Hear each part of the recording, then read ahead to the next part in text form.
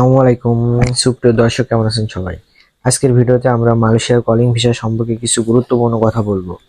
বাংলাদেশ থেকে এখন বর্তমানে যারা কলিং ভিসাতে ঢুকতে চাচ্ছেন এবং বিশেষ করে যারা অবৈধ ও ভাবে বসে আছেন এই মালয়েশিয়াতে যাওয়ার জন্য, আর এই 18,000 কর্মীর ভিতরে যারা পড়েছেন বর্তমান, তাদের এখন কি পরিস্থিতি এবং তারা ঢুকতে পারবে কিনা, এবং কোন কোন সেক্টরে কলিং ভিসাতে আসলে শ্রমিক নেওয়া হচ্ছে এবং কবে থেকে মেডিকেল শুরু হবে, আজকে এই সব বিস্তারিত কথা আপনাদের মাঝে বলবো।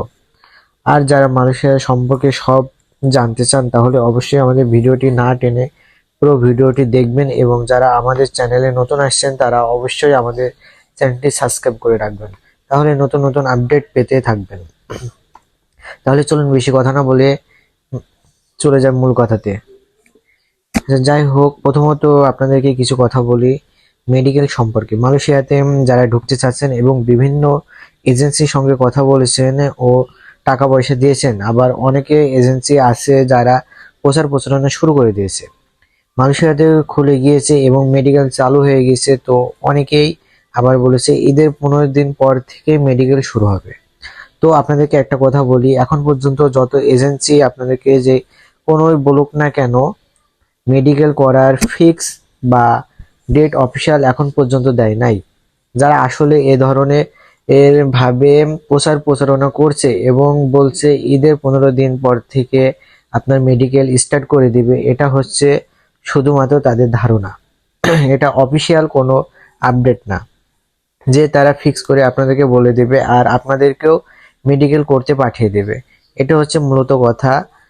আর এতে যারা প্রতারণা পড়েছেন বা বিভিন্ন এজেন্সির কথা আপনারা কোনো এগ্রিমেন্ট বা চুক্তি বাদে কোনো ডকুমেন্টের গুলো তাদের দিয়ে দিয়েছেন এবং বেশ প্রতারণা ফাঁদে পড়েছেন। তো সেক্ষেত্রে এখন পর্যন্ত মেডিকেল ডেট দেয় নাই, অফিসিয়াল ক্ষেত্রে কোনো আপডেট দেয়নি। সেক্ষেত্রে আপনারা কাউকে কোনো টাকা পয়সা দিবেন না। আর অফিসিয়াল আপডেট আসলে আপনারা যেসব জায়গায় দেখতে পারবেন বা আপনাদের মাঝে আমরাই তুলে ধরবো, বা বিভিন্ন জায়গায় আপনার মিডিয়া আছে, পত্রিকা আছে, সব ধরনের টিভি চ্যানেলে দেখতে পারবেন। এর পাশাপাশি মালয়েশিয়াতে যে সব জায়গায় অবৈধভাবে কাজকাম করছেন এবং দীর্ঘদিন ধরে বসবাস করছে এবং অবৈধভাবে তারা তাকিয়ে আছে যে কবে তাদের বৈধ ঘোষণা করবে।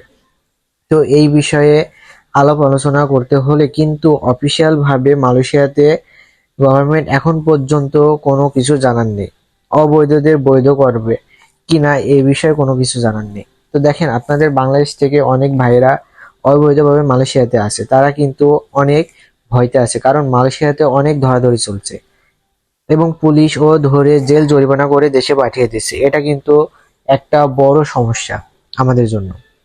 এটা কিন্তু একটা বড় সড়ো সমস্যা, কারণ বাংলাদেশে পাঠিয়ে দিলে আমাদের অনেক ক্ষতি, কারণ অনেক গরিব ফ্যামিলি, আমরা অনেক স্বপ্ন দেখে বিদেশে যাই। যদি এইগুলো হয়ে থাকে তাহলে আমাদের অনেক সমস্যা।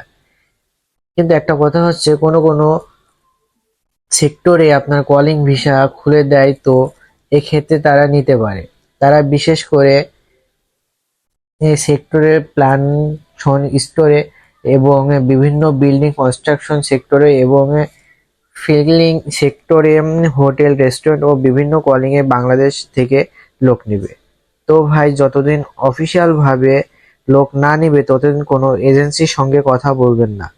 যদি করেন ও এগুলো করেন এবং এজেন্সি ডকুমেন্ট চাইলে এগুলো জমা দিয়ে দেন, তাহলে ভাই আপনারা অনেক সমস্যায় পড়বেন বা প্রতারণার শিকার হবেন।